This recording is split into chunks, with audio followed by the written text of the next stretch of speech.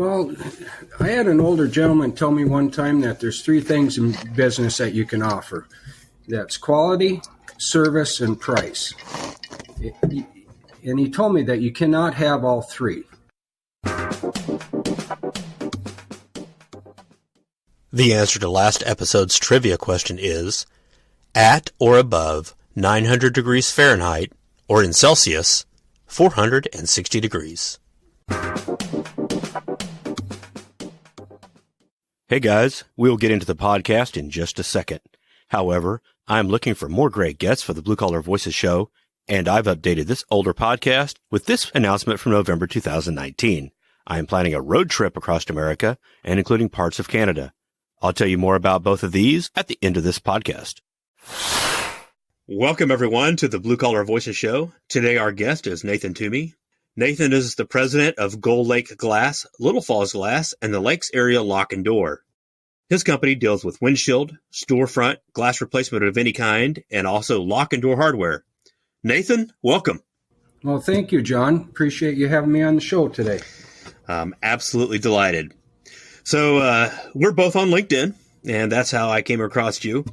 And you piqued my interest because your demographic and what you do fits this show so well of what I'm about. So what I noticed on your LinkedIn page, you've been doing this for a long time. How did you get started in this industry initially? Well, originally I worked with my father throughout the summers doing construction work, and I had three older brothers that were in the construction business themselves. And of course, being the youngest of that group, I kind of got all the gopher jobs.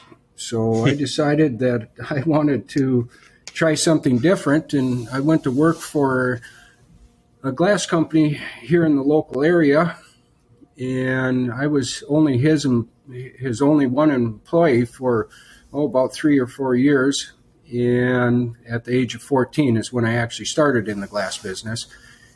And awesome. He decided he was going to close up, and so I wasn't real good in school, so that was something that I was kind of working full time at. Well, when he closed up, I took off and went down to the Twin Cities and worked down there for 10 days. I've never had moved out of the area. Went from a town of about 10,000 people at that time down to, I don't know what the population was, but it took me like an hour to drive 10 minutes. And I thought, no way am I living down there. So I come back up and thought I could do some of them smaller jobs. And that's what I started out doing, is fixing screens and storm windows, and took that knowledge I had learned from the previous owner and went out on that. And it's been great ever since. Been lots of hours and good employees that are now working for us. So got a nice business going. That's awesome. I don't remember now. I saw it on the LinkedIn page. You mentioned how many employees you had. Yeah, right now we have around 20. We're always looking for more. Our business is growing, and it's in the last year it's been exceptionally well. We've had a lot of good work, and I owe that a lot to what the economy is doing and our president. Well, I'm definitely with you on that. So over the years that you've been doing this, I'm sure you've seen things come and go, and the business has. I'm sure that years have been tougher than others. What is the one thing that you offer with your business that has helped you succeed and keep staying in business? Well, I had an older gentleman tell me one time that there's three things in business that you can offer. That's quality, service, and price. And he told me that you cannot have all three. If you're going to base your business on pricing, somewhere along the line, your quality is going to suffer or your service is going to suffer. So our motto has been quality and service, and everything else is falling in behind. So I would have to say that just can't base it on price alone. I would absolutely agree with that. And have you ever heard of Seth Godin? I have not. He talks about the problem with the race to the bottom is you might win. Oh, sure. And that's typically talking about pricing. I'm going to be the cheapest. I'm going to be the cheapest. I'm going to be the cheapest. And you absolutely can get there, but you'll not succeed. You won't be able to continue if that's what you do. I wholeheartedly believe that. So you talked about the fact that you started this when you were 14 years old, when you first initially made your foray into the glass world. And it looks like on LinkedIn that you were about 17 when you actually started this particular company. Correct. How have you, other than just providing good service and word of mouth, what other ways have you grown your company? Well, I'll tell you what, I think it's been just a lot of how would I say it? A lot of it's just you do what you say you're going to do, and you follow through with what you say.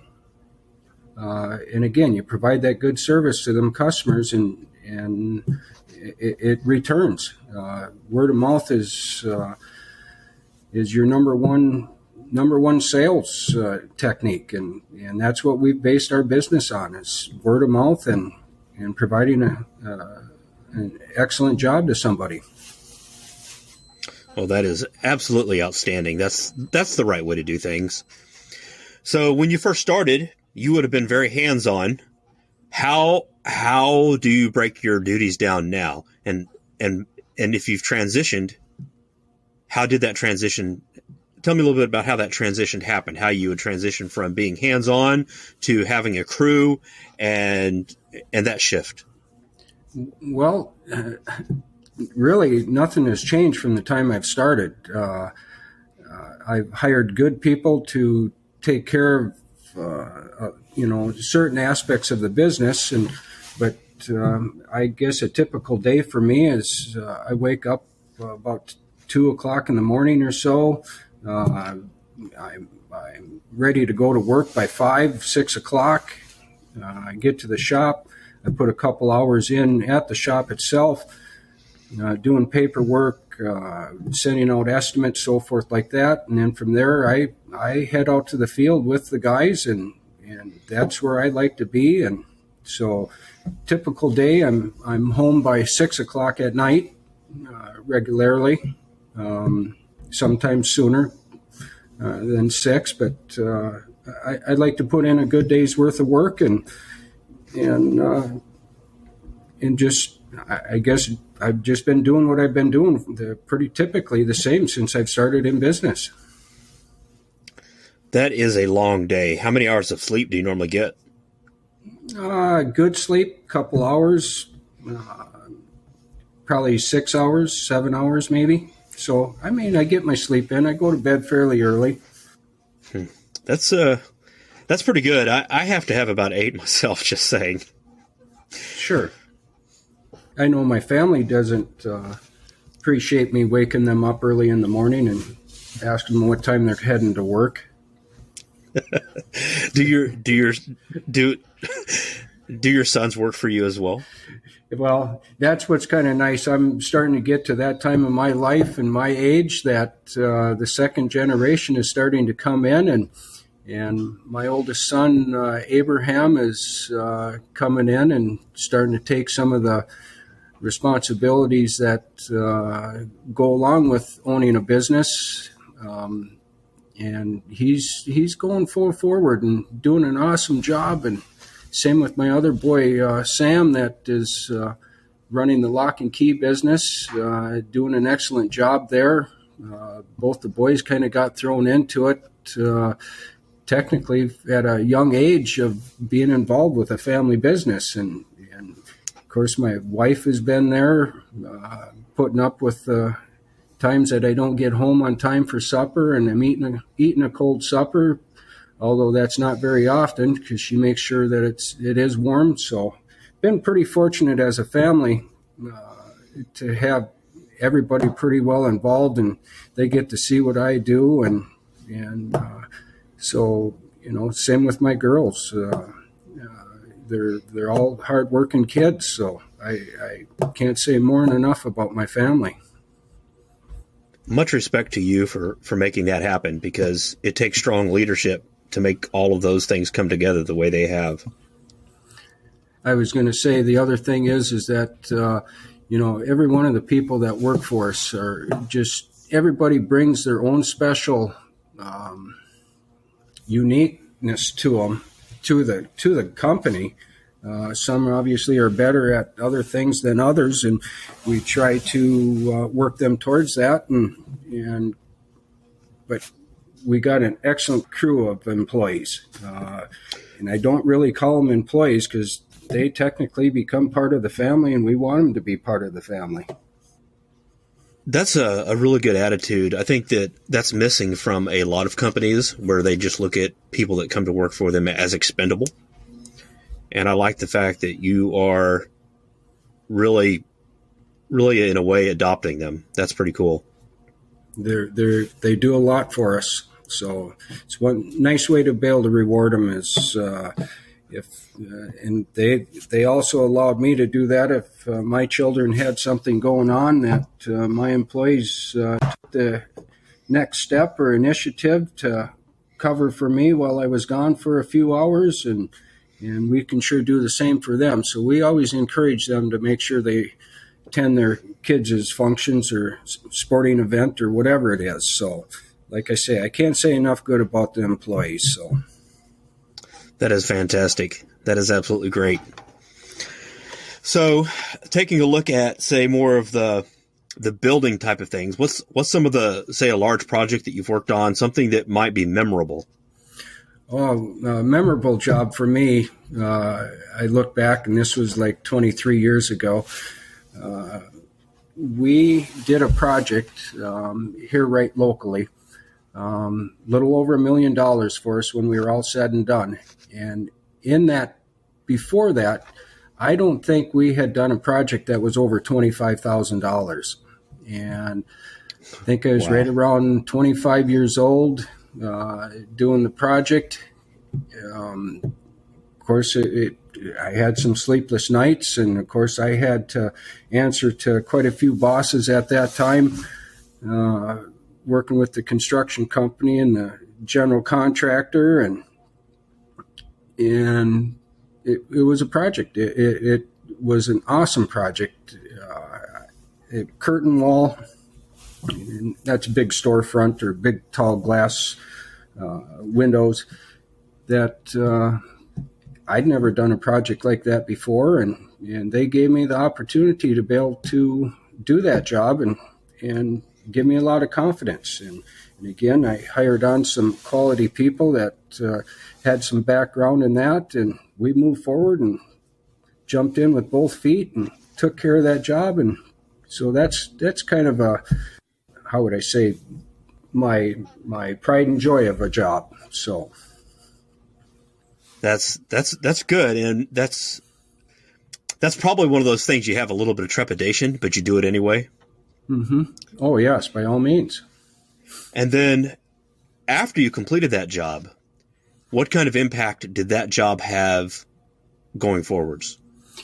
Well, that point on, I felt we could tackle on just about any project that was going to be completed locally, and again, it gave us the confidence to go after those jobs, and I'm kind of a stickler on, I do business locally, and I support my community, and I would expect our other local businesses and people to support the local economy as well. And it's just like, buy American, hire American, build American. This is the country we are, that built on the backs of a lot of people that have made the country what it is. I so agree with you on that. I know that we have a lot of things that are manufactured overseas, and jobs have been shipped overseas. And sometimes we feel that it's better because we're getting goods at a cheaper cost, but the long-term effect is it's costing our economy, and it's costing us as a nation. Oh, by all means, wages, everything. There's products they call throwaway products, and let's build a good quality product that we can continue to use years to come, and build it here, make it here. Our economy thrives on that. Well, while we're talking about the economy, it seems that, well, there's several different ways we can go there. One, I hear that it's hard to find people to work in the trades, that it's very tough. Not just that there's not enough people, but that not enough people are actually going into these types of industries. Have you seen any of that over in your area? Oh, by all means. By the town that we live in, our population, we're kind of limited with the workforce that we can get. Our local schools here, maybe 15 years ago, got rid of the vocational school, which is technically a trade school. It was the builders, the welders.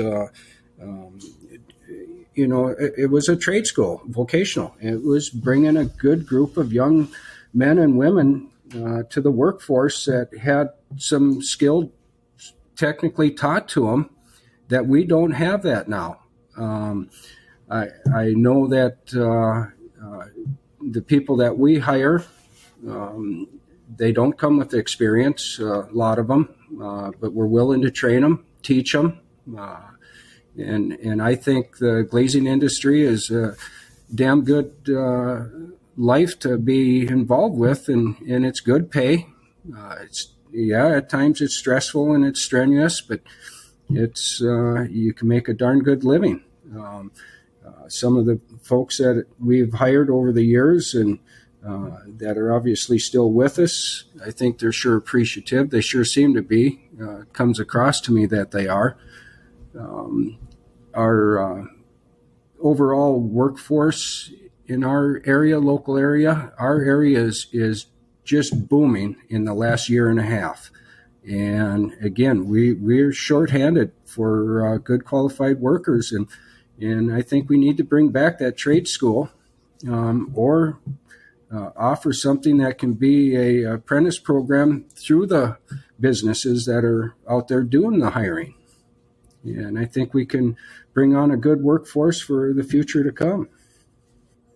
Where are the people going to work at as opposed to the trades? What industry is sucking those people up? Boy, in our area right now, again, the trades are strong. We're hiring. We're seeing the medical industry. Our local hospital here can't hire enough people as well. Of course, people are getting older, so seeing the assisted living homes and so forth like that, there's just not enough of them, and of course that takes tradespeople to build those buildings as well. So it goes hand in hand as far as what's happening, and I can just say that we need more tradespeople, knowledgeable, good tradespeople in the industry. Are people just choosing to do other things besides the trades, leaving the trade with a gap? Oh, I think they're choosing other things to do because I think there's been a lot of it that people been told that you need to be a computer programmer, you need to get a job with the government in order to have a good job, and that's, I think we've seen a lot of people head in that direction and go into that sector of work on false promises, to some degree. I guess I'm not sure really how to answer that properly without pissing somebody off. But I honestly don't. You don't have to worry about pissing anybody off from my perspective. You just say what you think. Yeah, well, I'll be very upfront. I don't think you need to go to college to get a degree, to get a good job. In some cases, if you're going to be a doctor or like that, by all means. I want the best of the best who's going to take care of me as far as a physician. But I think a lot of these young kids have been led down a what would I say? A false trail that they need college. You don't need college to get a good job. You go out there, you work hard, you put your effort in, you do what you say you're going to do, and you will be rewarded. I think there's some absolute truth to what you are saying. There are some jobs, there are some careers that need to have a specific course of study. Just like you mentioned, the doctor. If I'm going to have somebody working on my brain, I want somebody that has been vetted and absolutely is just superb at that. But if you're going to have somebody that is going to, let's say they are going to become a software programmer, they don't need to go to a 4-year degree in order to make that happen. No. And that kind of sidesteps a little bit the specific trades industry, but it does get into the fact that we have a lot of college debt and a lot of people going to college and they're expending an enormous amount of resources and funds for a return that doesn't warrant that. By all means. You imagine starting out $100,000 in debt in your life, and I think honestly, a lot of these young kids before they go into college, I think they should go out and work 2 years in the workforce.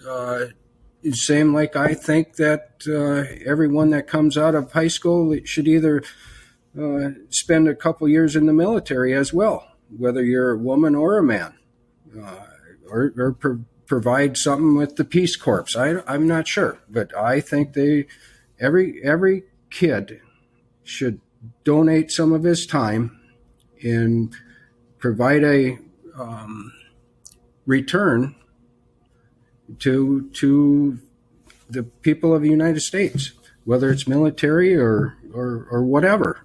But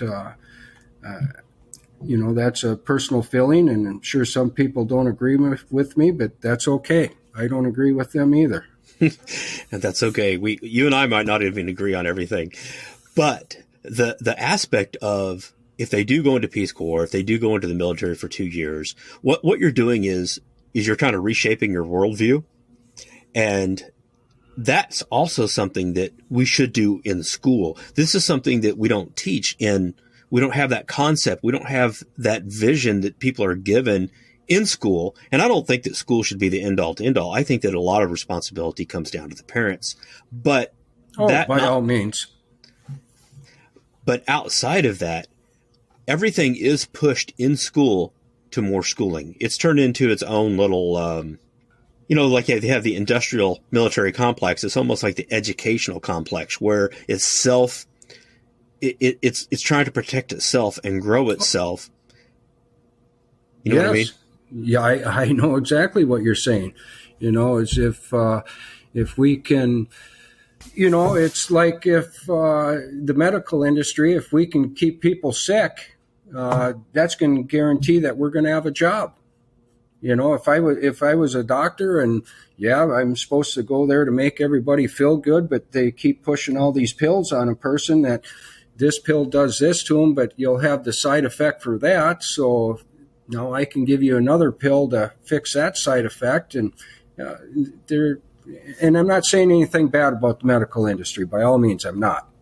But, if they can, government's the same way. The more people that we can have on welfare and getting public assistance and guide them to be able to go to get public assistance, that justifies their job, why they're there. And then they ask for more money, and it's a never-ending situation. So I think we could sit down over maybe some iced tea.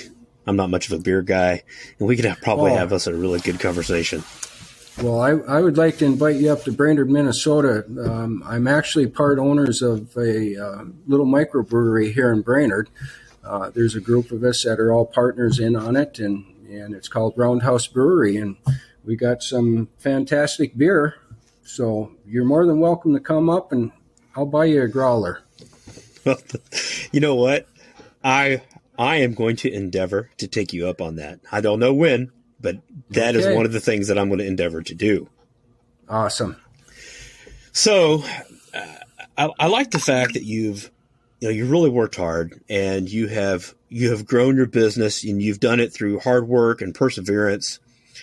And over time, you've told me that a lot of the way you've grown is it comes across as just word of mouth. But how do you, or how have you, from back then till today, how do you typically find your customers? Like new customers? New customers? I got to tell you, it's word of mouth. And again, we come from a population town of here of about 15,000 people during the summer, or full-time residents. And then our population in the summertime goes up to, 100,000. So we got a lot of people moving in from the area. We're kind of a resort industry area. Thank goodness for the resort people. They put a lot of young people to work during the summer and provided them with summer jobs. I forgot what the hell the question was. Just how do you find new customers? Oh, there we go. All right. Sorry about that. Anyway, that's okay. This is great. This is all good, man. It is all great. All right. Basically, again, new customers comes from the work we've done for Mary Jane down the road or John Doe up the road. My customer base are my salespeople. My employees are our salespeople by how they conduct themselves through their friends. I'm not much of an internet guy. I'm not much for the social media or anything like that other than LinkedIn. I get a little boisterous on there. So other than that, again, I honestly got to tell you, it's word of mouth. Doing a good job. That's great. And I believe our employees see that as well. So, well, from today, let's say looking out towards the future, and you kind of talked, you're kind of bringing in that second generation. And roughly, when do you think that you might start phasing out? How big do you want to grow your company? What's some of the goals you might have? Well, as far as growing the company, I want it to continue to grow. If we continue to do what we're doing, we're going to stay the course. We're going to continue to grow. The next generation coming in, my boy does things a little bit different than I do, or my kids do things different than I do. And that's, hopefully I've given them the basic guidance as well as their mother has, to succeed, to continue on the next phase of life for myself and for them as well. I don't ever see myself retiring, but I do see myself not making the decisions anymore. That can be up to them and how they want to run it. It's kind of similar to my dad. When he retired when he was about 58 years old, turned it over to my other two brothers. I broke my leg playing softball and asked him if he'd come down and help me out while I was recovering from a broken leg. And geez, I got to work the next 25 years with my dad. That sounds awesome. Yeah, so I would never pass that up in the world. And he was one of the most dedicated people working at the shop. He was there at 8 o'clock in the morning and there at 5 o'clock at night and did his own thing. And if people came in and started asking him questions, he would just turn around and say, well, you'll need to talk to that guy there. He's the boss. So it, hopefully my kids will, accept me still working down there, and hopefully I can say something once in a while and not get hollered at. No, I'm kidding. Are you a reader? No, I not much of a reader. they made the comment today regarding about my wife took a picture of me reading the newspaper, an actual printed newspaper. She put that on social media, I believe, and said, "You sure don't see this very often." No, you don't. It is interesting how things have changed so much so quickly. And you see people reading on the. I'm an IT, like I said, I'm an IT guy. I'm a tech guy, and I do everything on my phone, on my computer. I love to read, but I don't care. I don't walk around with books. I walk around with my phone. Oh, see that all the time. Yeah. And if that's the way the technology is going, that's good for the next generation. I'm looking to go out in the fishing boat when I have time and sit back and have a beer and enjoy myself when that time comes. Well, you're up in the land of 1,000 lakes, aren't you? Yeah, we have a few here. The thing about yes, it is, you do. Yeah. What's funny about it is we have people that travel to our area to go fishing, and then us locals turn around and head farther north to go fishing. So, and we have some. Are you transferred? Oh, I'm sorry. No. Go ahead, sir. I was going to say. So we technically become a tourist and head farther north and go and enjoy some of the other local areas of Minnesota. So, have you ever been out on any of the Great Lakes? I have. Lake Superior, good fishing out there. Lake's a little scary to me. Most of the lakes that we fish on around here are a couple hundred acres to 1,500 acres. So I enjoy the smaller lakes. It's a little quieter. Seems a lot safer. I had read that the Great Lakes, when there's a storm, they are dangerous, so dangerous, and that there have been many, many ships lost out there. Oh, many ships up on Lake Superior. And a lot of people who use the lakes for their livelihood, whether it was fishing, netting, shipping, have lost their lives on Lake Superior. You go up to Duluth, Minnesota, and you can read the history and see what the history of Duluth was about, and that was a shipping industry up there. Well, I know that the whole area up there, that used to be, there was just a lot of manufacturing. Just, we had, the automotive industry. I did not know about the shipbuilding, but I just know that was just the area. That's just where manufacturing was.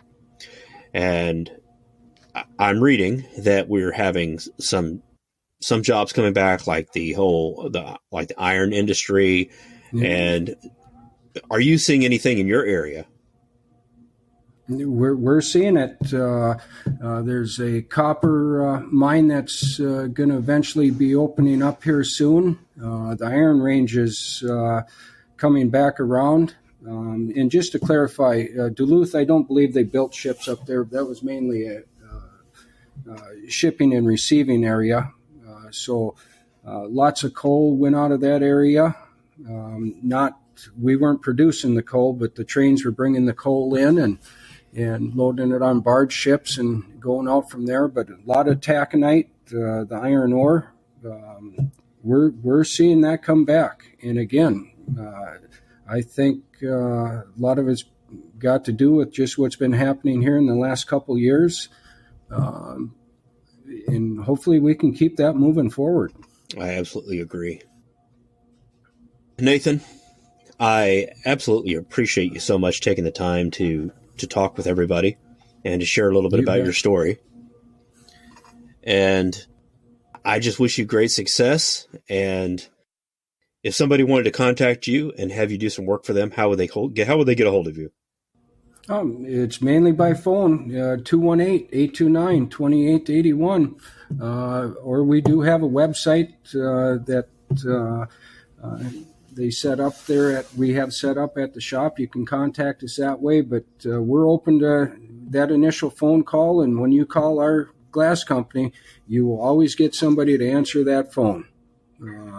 doesn't go into automation or anything like that. We're still old school up here. Well, Nathan, thank you so much. We'll go ahead and wrap this up. And again, thank you so much for being on the show. All right. Thank you very much, John. And God bless you. You're welcome. Thank you. You bet. Thank you.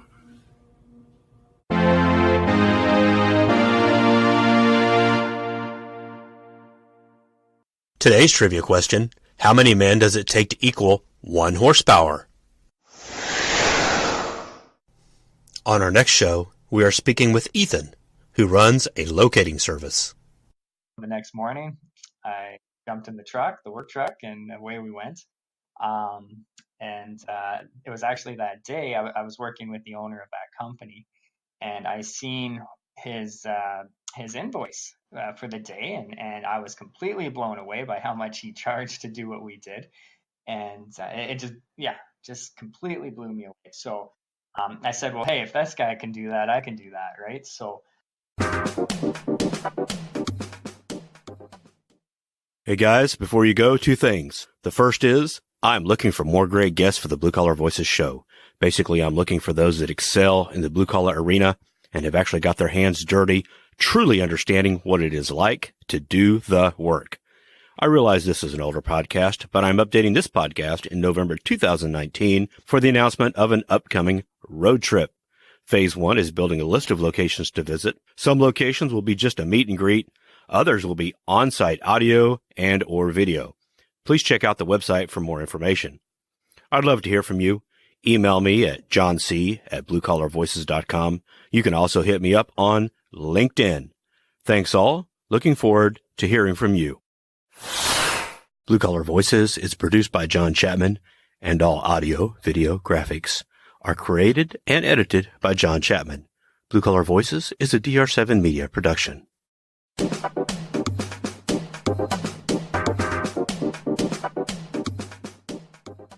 I'll be back.